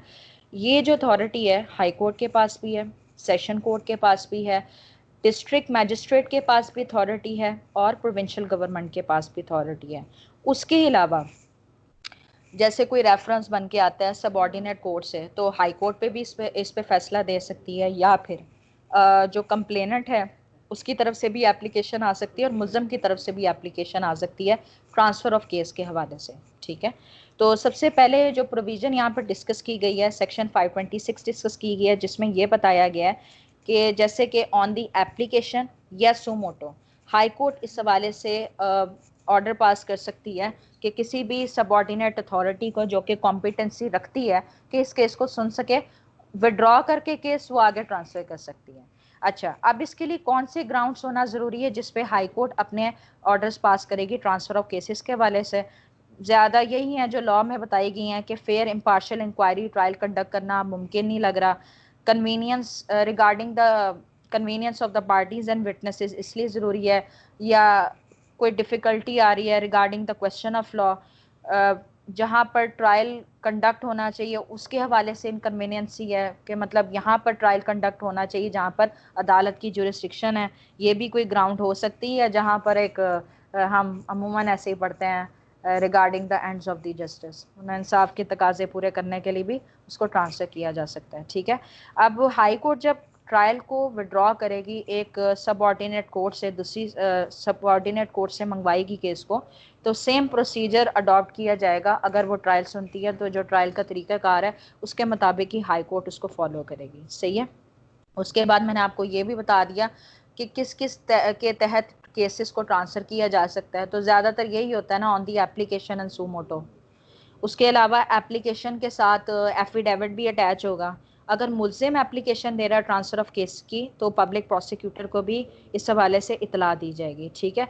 उसके बाद अगर ये साबित होता है कि जब मुल्ज़िम ट्रांसफ़र ऑफ केस की एप्लीकेशन देता है ना, तो उससे सिक्योरिटी भी ली जाती है, और वो इस कंडीशन पे ली जाती है कि अगर बाद में ये साबित होता है ना कि ये जो एप्लीकेशन है फॉल्स थी, फ्रिवोलस थी, तो फिर उसको कॉम्पनसेट करना पड़ेगा ओपोनेंट साइड को, जो कि अमूमन यहाँ पर अब अदालत की डिस्क्रिशन है, लेकिन लॉ में जो हम 500 ही पढ़ते हैं इसके हवाले से। तो 526 में यही इंपॉर्टेंट बातें थी हाई कोर्ट के हवाले से। 527 की बात करें तो उसमें प्रोविंशियल गवर्नमेंट का जिक्र आता है कि one province to other another province case को ट्रांसफर करने की प्रोविजन अवेलेबल है। सही है। जहाँ पर यह देखना ज़रूरी है कि एंड्स ऑफ जस्टिस के लिए ज़रूरी है या as to the general convenience of the parties और विटनेसेस। ठीक है। उसके अलावा सेशन जज भी केस को विड्रॉ करने का अख्तियार रखती है कि अगर एडिशनल सेशन कोर्ट किसी केस को सुन रही है तो उसको विड्रॉ करके दूसरी अदालत में भी उस केस को ट्रांसफर कर सकती है, या फिर खुद भी इसका ट्रायल कंडक्ट कर सकती है। इसी तरह डिस्ट्रिक्ट मैजिस्ट्रेट भी कॉग्निजेंस रखता है कि सब ऑर्डिनेट मैजिस्ट्रेट से केस को दोबारा से ट्रांसफ़र करवा सकता है किसी भी अदालत में, या खुद भी ट्रायल कंडक्ट कर सकता है। ठीक है। तो 526 से लेके 528 तक ये इंपॉर्टेंट प्रोविजन थी ट्रांसफ़र ऑफ केसेस के हवाले से। उसके अलावा जो क्वेश्चन आपको आ सकता है अगर थ्योरेटिकल पूछते हैं, अब कुछ बातें हैं कि जो कि आपको यहाँ पर याद करने की ज़रूरत है। जस्ट मेंशन कर देती हूँ यहाँ पर कि 2017 में ये सवाल आया था, ट्रायल के साथ ही उन्होंने पूछ लिया था कि ऐसी कौन सी इरेगुलरिटीज़ हैं जहाँ पर प्रोसीडिंग्स विशिएट हो जाती हैं और जहाँ पर प्रोसीडिंग्स विशिएट नहीं होती। विशिएट का मतलब होता है completely declare to be void. ठीक है। तो 529 के तहत अगर ऐसा मैजिस्ट्रेट जिसके पास कॉग्निजेंस नहीं थी कि वो ये ऑर्डर्स पास कर सकता था, लेकिन चूंकि उसने गुड फेथ में किया, इस वजह से उसकी प्रोसीडिंग्स विशिएट नहीं होती 529 के तहत। ये तकरीबन 9-10 के करीब ऑर्डर्स हैं, तो ये अलहदा से आपको पढ़ने पड़ेंगे। ठीक है, एक मिनट। अच्छा जी। उसके अलावा 530 में ये बताया गया है कि ऐसी इरेगुलरिटीज़ बेशक आप गुड फेथ में आप उसे कंडक्ट कर लेते हैं, लेकिन चूंकि आपके पास कॉग्निजेंस नहीं होती, तो ऐसी सूरत में जो भी आप ऑर्डर्स पास करेंगे सेक्शन 530 के तहत, वो प्रोसीडिंग्स वाइड हो जाएंगी, मतलब कि विशिएट हो जाएंगी। तो ये आपको ना ऑर्डर्स पढ़ने पड़ेंगे अपना आंसर को जस्टिफाई करने के लिए। इस पर आपको थ्योरी बेस्ड क्वेश्चन आ सकता है। उसके अलावा कुछ मिसलेनियस प्रोविज़न है, जैसे कि 531 में ये कहा गया है कि अगर किसी रॉन्ग प्लेस में, मतलब किसी और ज़िले में प्रोसीडिंग्स कंडक्ट हो जाती हैं, वहाँ पर नहीं होनी चाहिए थी, इस बेस पे वो फाइंडिंग्स जो सेंटेंस पास हुआ होता है वो वॉइड डिक्लेयर नहीं किया जाता, सवाए अगर जस्टिस के तकाजे पूरे ना हों। एक मिनट ज़रा रुक जाएं, अजान हो जाएगी।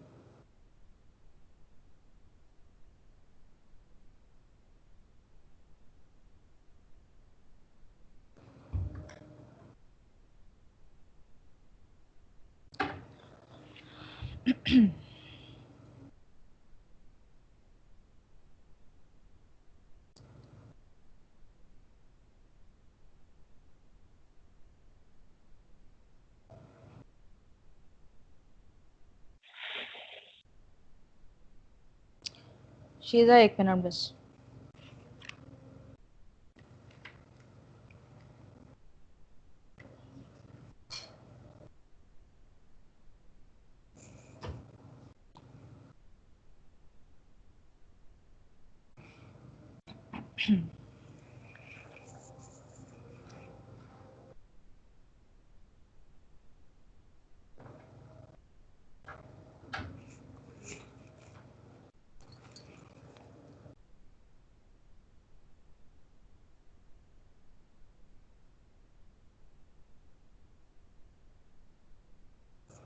हाँ जी, लेक्चर बोरिंग तो नहीं लग रहा?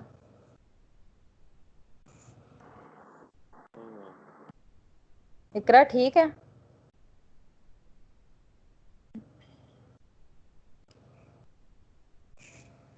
मैम आवाज नहीं आ रही। आवाज बाकियों को आ रही है? शीजा जरा अपना नेट चेक करो, यहाँ मेरी तरफ पूरे सिग्नल आ रहे हैं। अब आ रही है शीजा आपको आवाज? आ रही। अच्छा ठीक है, बस वो नेट का इशू होगा। अच्छा जी, मैंने 529 530 का जिक्र किया था कि ऐसी इरेगुलरिटीज़, मतलब इरेगुलरिटीज़ क्या होती हैं जो according to the provision of law conduct नहीं करते।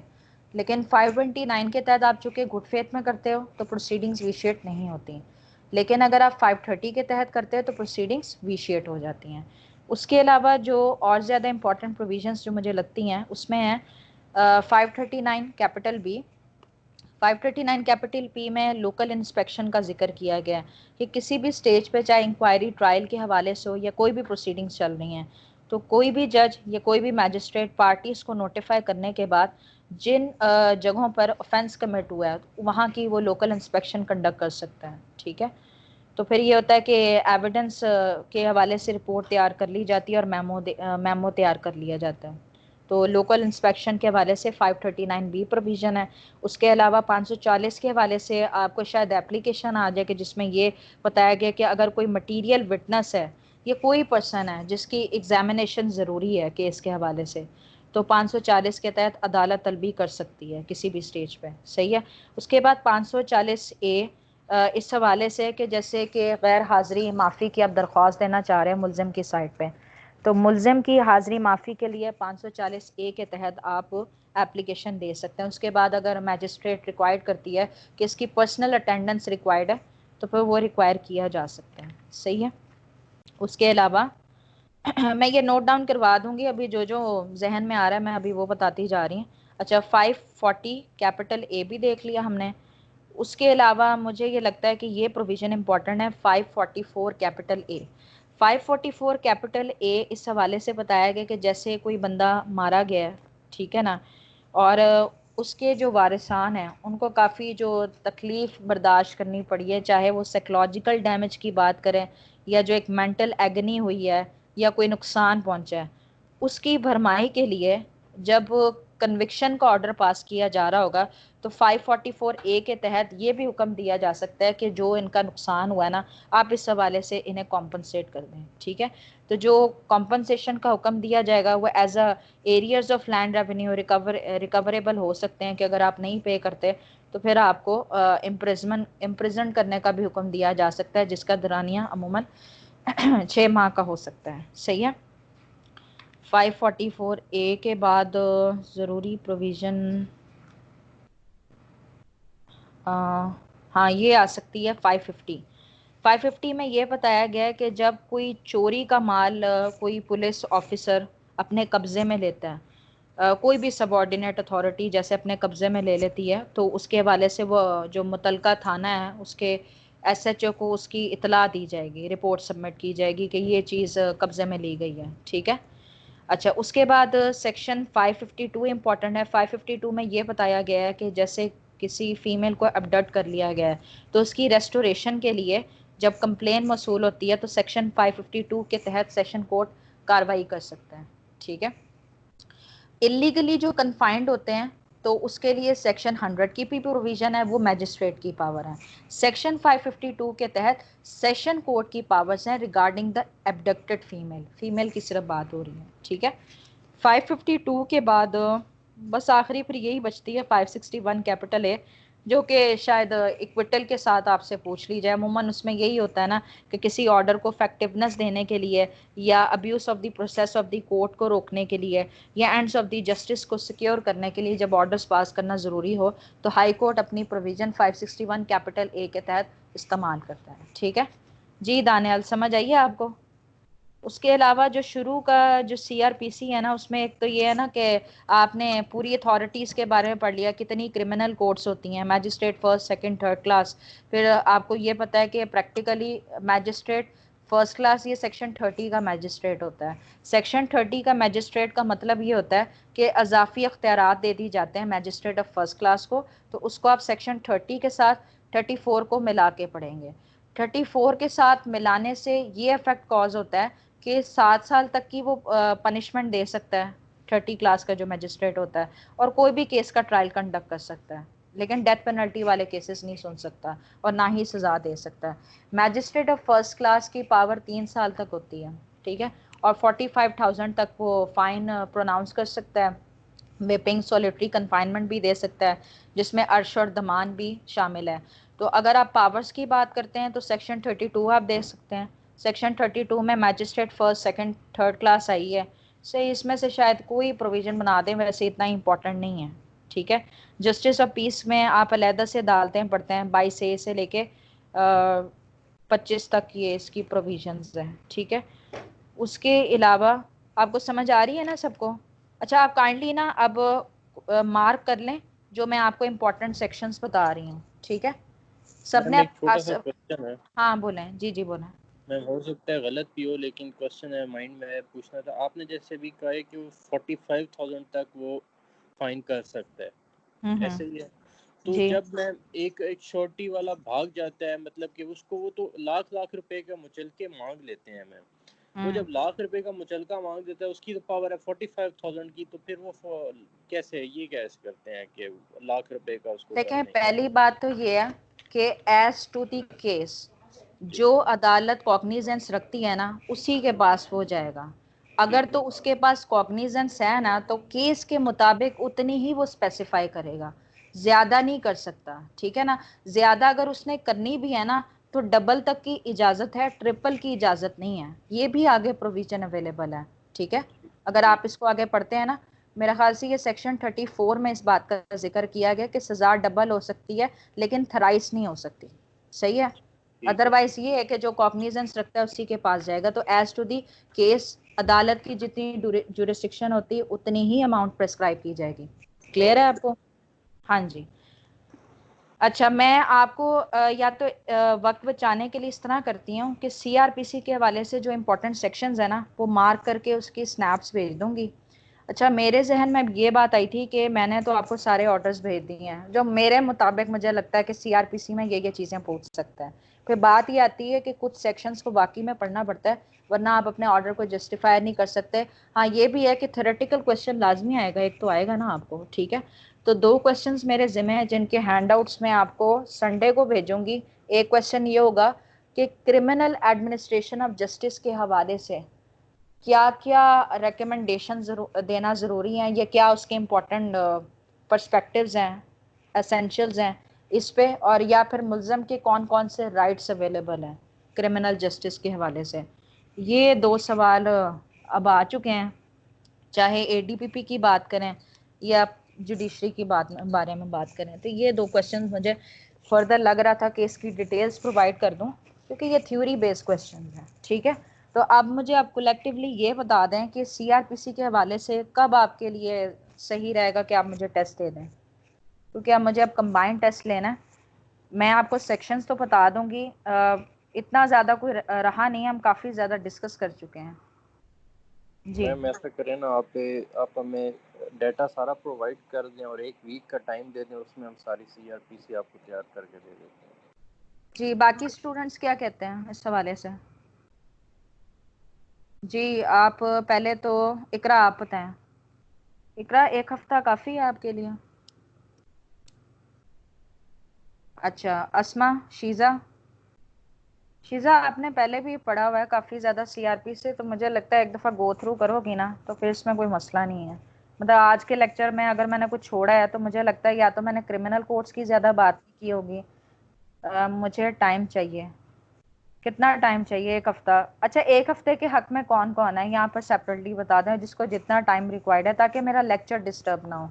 लेक्चर के मतलब लेक्चर चलता रहेगा और टेस्ट के लिए अलहदा से टाइम होगा, क्योंकि मुझे। मैम वो ऐसा करें ना, आप इनसे पूछ लें इनको कितना टाइम चाहिए, फिर उसके अकॉर्डिंग ही ले लें, इकट्ठा ही ले लें टेस्ट, जैसे वो कहते हैं। कितना अस्मा टाइम लगेगा तैयारी के लिए अमूमन बता दें? Then 2 weeks. अच्छा, आप क्या कहते हैं दानियाल? 2 वीक्स ठीक है? मैम बिल्कुल ठीक है, डाटा प्रोवाइड कर दें, कर लेंगे। डाटा मैंने सारा, मैं सीआरपीसी के जो हैंडआउट्स है ना, बस वो प्रोवाइड करने हैं जो थ्योरी बेस्ड हैं, वो मैं आपको भेज देती हूँ। हाँ जी शीजा बोलो। जी जी बोलें। हाँ शीजा बोलो, मैं सुन रही हूँ। शीजा आपकी आवाज़ नहीं आ रही मुझे, या तो अगर प्रॉब्लम आ रहा है तो यहाँ मैसेज पे लिख दें। फिर ऐसा करते हैं कि 2 हफ्ते के बाद टेस्ट ले लेती हूँ, सीआरपीसी मुकम्मल होगा। जहाँ तक बात होगी डाटा की, सुन लें पूरा डाटा जो ऑर्डर्स के हवाले से है, मैं व्हाट्सएप पे अभी क्लास से पहले शेयर कर चुकी हूँ, शायद आपकी नज़र नहीं पड़ी। बाकी ये है कि मैं इसकी पीडीएफ भी बना दूंगी ताकि एक ही जगह कंसोलिडेटेड रहें सारे ऑर्डर्स, ठीक है? तो 2 हफ्ते बहुत होते हैं। अब ये जो 2 हफ्ते हैं ना, इसका मतलब ये नहीं कि लेक्चर्स नहीं होंगे। अब मैंने तेजी के साथ ना पीपीसी की खत्म। हाँ जी शीजा बोला। जी जी शीजा आपकी आवाज नहीं हो रही, या ऐसा करो कि कॉल डिस्कनेक्ट करके दोबारा से कॉल पे आ जाओ, शायद ठीक हो जाए। कनेक्शन का इशू है। हाँ जी दानियाल ठीक है ना ऐसे? जी बेहतर है मैम। हाँ 2 हफ्ते। क्या डेट है जरा इधर, मैं कैलेंडर को जरा,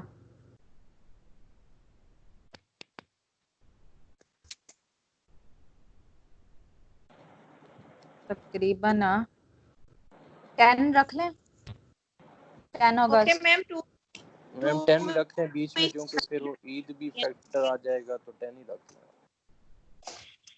शीजा आप ऐसा करो कि अलहदा यहाँ मैसेज कर दो ताकि आपकी बात सुन लो। आपकी तरफ ना नेटवर्क का ज़्यादा मसला हो रहा है। तो फिर ऐसे है कि 10 अगस्त को टेस्ट होगा पूरी सीआरपीसी का। नोट्स में आपको थ्योरी बेस्ड जो क्वेश्चंस बनाए हैं वो भेज देती हूँ। ऑर्डर पोर्शन के सारे ऑर्डर्स अभी ग्रुप में शेयर किए हैं, ठीक है? और जो इम्पोर्टेंट सेक्शंस हैं वो मार्क करके बस वो मैं भेज दूंगी कि ये सेक्शंस भी पढ़ लें ताकि कोई चीज़ रह ना जाए। उसके बाद अब कल से आपने ये करना है कि देखें, आप कोई छुट्टी करता है करता रहे, क्योंकि मैंने अब सिलेबस भी कंप्लीट करवाना है। लेकिन मैं ये देख रही हूँ कि कुछ स्टूडेंट्स की वजह से ना, जैसे कि कोई प्रॉब्लम हो जाती है, एकदम से लेक्चर रुक जाता है, तो ये होता है कि फिर आप अपने मुताबिक ना उसको कवर करने की कोशिश करें। लेकिन जो डेली बेस का जो काम है ना, वो अपने तौर पे आपने करना है। जैसे कि पास्ट पेपर स्टार्ट किए थे, अभी जहां से आपने कंटिन्यू किया हुआ है ना उधर से करें। जैसे कि दानियल मेरे ख्याल से पहले 5 मॉडल पेपर्स हो गए थे, ऐसे ही है ना? जी मैम। अच्छा, तो फिर ऐसा करते हैं कि कल ना आप सबकी ड्यूटी है कि अभी जो पीछे छूट गया है उसको आप रहने दो। 6 जो मॉडल पेपर है ना, उसके 50 ऑप्शंस आप कर लो, ठीक है? और आपके दोनों तीनों के पास इंग्लिश के फोल्डर्स होंगे। एक टेस्ट वैसे ही रह गया था, तो आप डेली बेस के 10 ईडियम्स, 5 पेयर ऑफ वर्ड्स, वो आप साथ साथ करना शुरू हो ताकि मैं चेक करूँ। अगर एकदम से चीज़ चेक नहीं करवाई जाती तो बेशक संडे को मुझे आप सारा काम भेज दिया करो ताकि मैं उस दिन फ्री होती हूँ, मैं आपका काम चेक कर लूँ, ठीक है? बाकी ये है कि आप पीपीसी फटाफट वाइंड अप करनी है, तो ये आपका जो क्रिमिनल लॉ का पेपर है ये कंप्लीट हो जाएगा। उसके बाद जो आसान पेपर है ना, मुझे लगता है कि जनरल लॉ पकड़ लेते हैं। उसमें जो छोटी छोटी चीज़ें हैं, जैसे कि वॉल्यूम 3 वॉल्यूम 2 के जो हैंडआउट्स बनाए हैं, पहले तो उसको वाइंड अप करवा दो ना, फिर जो चीज़ें बचेंगी फिर उसको उसके मुताबिक लेके चलेंगे। कॉन्स्टिट्यूशन भी आता है, ये जो भी इसमें है लॉ, ठीक है? उसके बाद हम सिविल लॉ 2 करेंगे। सिविल लॉ 2 काफ़ी ज़्यादा लेंथी है, तो साथ बीच में हम बाकी पेपर्स की एक्टिविटी स्टार्ट कर देंगे, ठीक है ना दानियाल? बेहतर है मैम। हाँ जी। अच्छा, बात ये है कि मोमिना आप इसमें से डिस्कनेक्ट हो गई थी, इससे आपके आने से पहले हमने यहाँ पर डिस्कस किया है। ये आप रिकॉर्डिंग पे तो सारा देख सकती हैं। 10 अगस्त 2020 को आपका पूरी सीआरपीसी का टेस्ट होगा, ठीक है? और जितने भी ऑर्डर्स हैं वो व्हाट्सएप पे शेयर हो गए हैं। बाकी मैं नोट्स आपको शेयर कर दूंगी, ठीक है? चाहे लीगल प्रोपोजिशन हो या थ्योरी बेस्ड क्वेश्चन हो, हर लिहाज से इसको आपने देखना है, ठीक है? आज जो चीज़ें छुट्टी हैं वो भी मेरा ख्याल से माइनर सी चीज़ें हैं, इतनी ज़्यादा कोई रह नहीं गई, तो वो मार्क करके मैं आपको भेज दूंगी।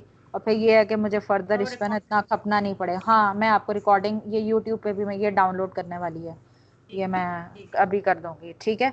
उसके अलावा ये है कि मोमिना आप तो अच्छा, आप अभी थोड़ा रेस्ट ले लो।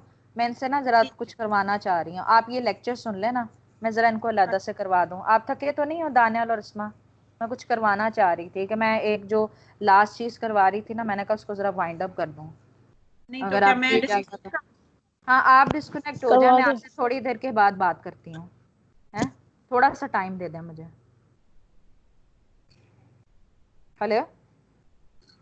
जी जी। अच्छा, एक मिनट।